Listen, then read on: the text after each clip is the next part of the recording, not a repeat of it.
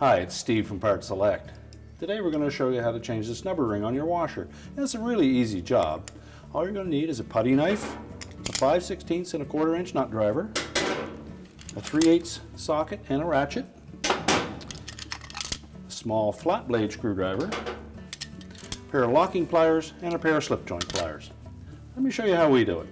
Now the first step of this repair will be to lift the main top and then remove the front panel. There's a couple of spring clips that are in about 4 inches from either side that we need to release to lift the main top. So the thin putty knife will come in from the center till we feel an obstruction, and then depress the spring with the putty knife.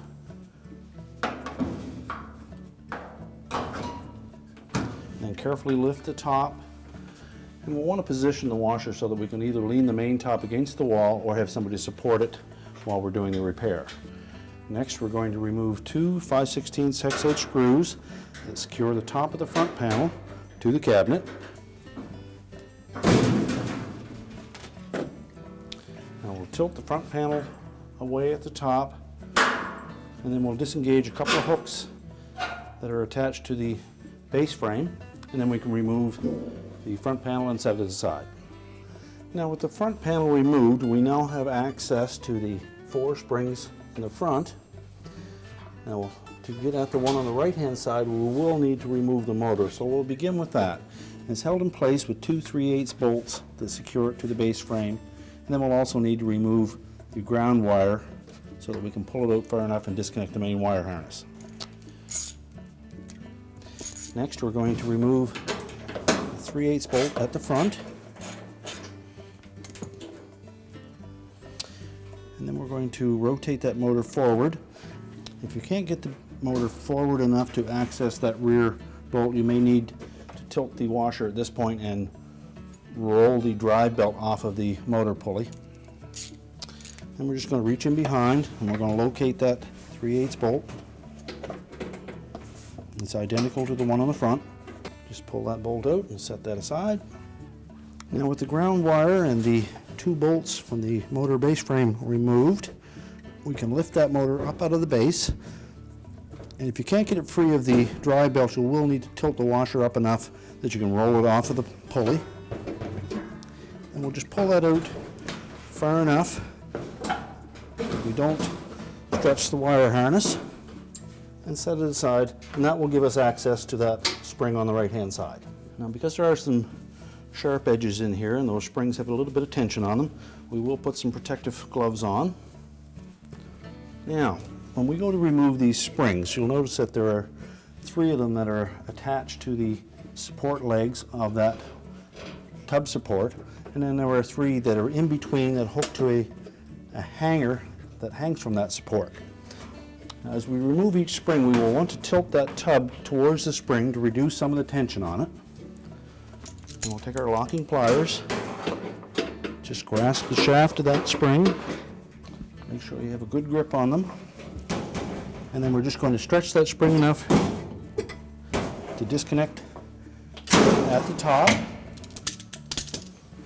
and we'll rotate the spring out of the base frame, and we'll discard the old spring. We'll just work our way around. Now to gain access to the rear springs, we will need to remove the rear access panel. We find it easier just to pull the machine completely away from the wall, disconnect the fill hoses and the drain hose. Just makes it a little easier to work on. The back panel is held in place with 5/16 hex head screws.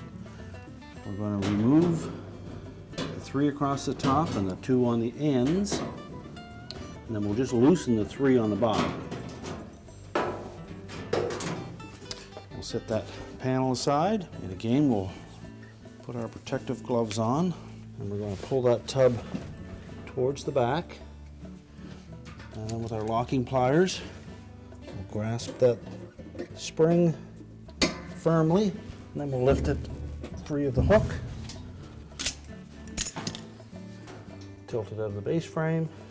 Now with the motor removed and all of the springs disconnected, we next need to disconnect the tub to pump hose It's easier to do that from the pump. If you can reach it from the front side, just squeeze that clamp, pull it up, and then disconnect the hose. If you can't access it from the front, just remove the 5/16 screws on the small access panel on the back and access it from that area. And there will be some water that will come out, so I have a towel ready to clean that up. Now we're ready to disconnect the air bell hose. Simply tilt the tub forward enough that we can reach down in behind and depress the little spring clamp that holds that hose to the bell on the side of the outer tub.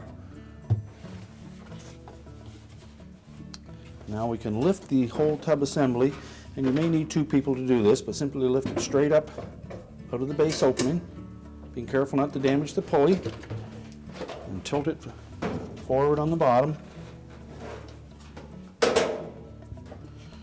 and pull the whole assembly out. Then we're going to turn the whole tub and suspension assembly upside down, and this way we can access the snubber ring. Now to remove the snubber ring, what we need to do is to remove the bottom of the brake, and it's held in place with 6 screws, and there is a spring that's inside of that brake that has about 200 pounds of pressure on it, so we have to be very careful when we remove that brake cover. So what I suggest you take is some 1-inch long number 10 by 24 thread screws. Take 3 of those and then remove 3 of the existing screws. They're only about 3/4 of an inch long. So we'll take one out and skip one, take the next one out, and so on, so we have 3 of them removed in a triangular pattern. And then we'll replace those short screws with the 1-inch long ones. We'll just put them in about 3/8 of an inch into the threaded portion. Now with those 3 longer screws in place, we can remove the remaining 3 original screws and just turn them a few turns each in succession so that we have even pressure on that brake spring. Then we can just carefully unthread those remaining 3 shorter screws. And at this point, we can slide the snubber out from underneath that brake drum and remove it. Now before we install the new snubber assembly, we want to make sure that the bottom suspension mount is clean and dry. And then we're just going to fit the upper edge of that snubber in underneath the brake. You may just need to lift up slightly on that brake, fit it underneath, make sure it's even all the way around. And before we tighten those screws, make sure that all 3 holes that are lined up perfectly.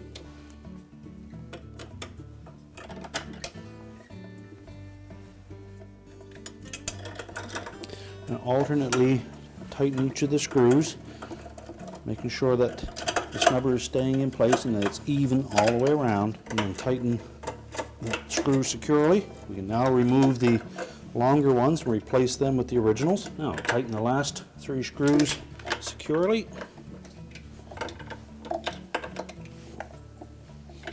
And then before we put the assembly back in, we will need to examine the base of the washer and clean up any of the debris from the old snubber ring and make sure that it's free of any lubricants. There shouldn't be any grease or oil in that area. It's a dry snubber on this style of washer. The only thing that you might lubricate it with would be some cornstarch. So we'll clean up that area first. Just wipe the remaining residue from that area and inspect that dome to make sure that it is free of any lubricants, and then we can put the tub back in. So when reinstalling this tub, we want to make sure that we don't damage that pulley when we set it down. So carefully balance it on the pulley, rotate it around so we have the tub to pump hose in the right position. And we're going to tilt the top of the tub in first. So we get in underneath that cross member.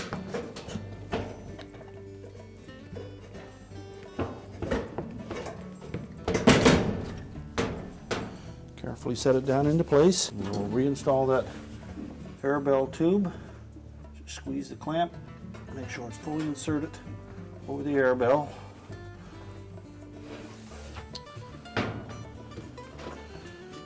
Next, we can reinstall the tub to pump hose.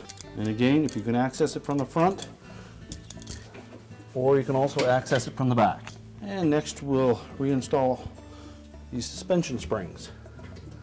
Make sure that they all fit up through the holes in the base frame.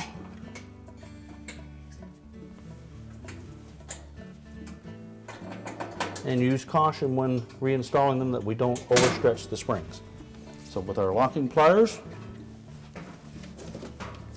we'll begin by putting the two side ones in, then work our way around the tub. Now at this point we can put the motor back into position. Just carefully lift it up and set the pulley down through the hole. And then install the bolt on the front. We won't tighten this bolt completely, and we'll rotate the motor forward and then locate the hole on the back side. And you'll probably have to pivot that motor base frame until you find the nut on the frame, and then we can tighten that bolt. And rotate the motor back into position. Tighten the front bolt securely, and then rotate the ground wire into position. And we'll install the machine screw to the motor base frame first, and then with the self-tapping screw, we'll secure the ground wire to the washer base. And now we can turn the machine around and access the back of it to replace the two remaining springs at the very back. And just stretch the spring enough to catch that hook, and do the same for the last one. Now we can reinstall the back panel. Make sure that we engage all three slots on the bottom of that panel. Now we're ready to reconnect the drain hose and the fill hose and put the washer back into position. Now to reinstall the front panel, we want to make sure that we engage those slotted holes on the bottom of the front panel with the clips that are attached to the base frame. We also have a couple of locating pins, one on each side, that will have a nylon insert that slides over those. Make sure those are both in position before we install the panel. And then as you raise the panel into position, make sure that those pins line up with the appropriate hole, and then hold it in position. And we'll start the 5/16 screws to secure it. And make sure both of those screws are tight. And also check there is two locating pins on the top of that front panel that will engage two holes in the main top. There's also a rubber gasket that fits down over those pins.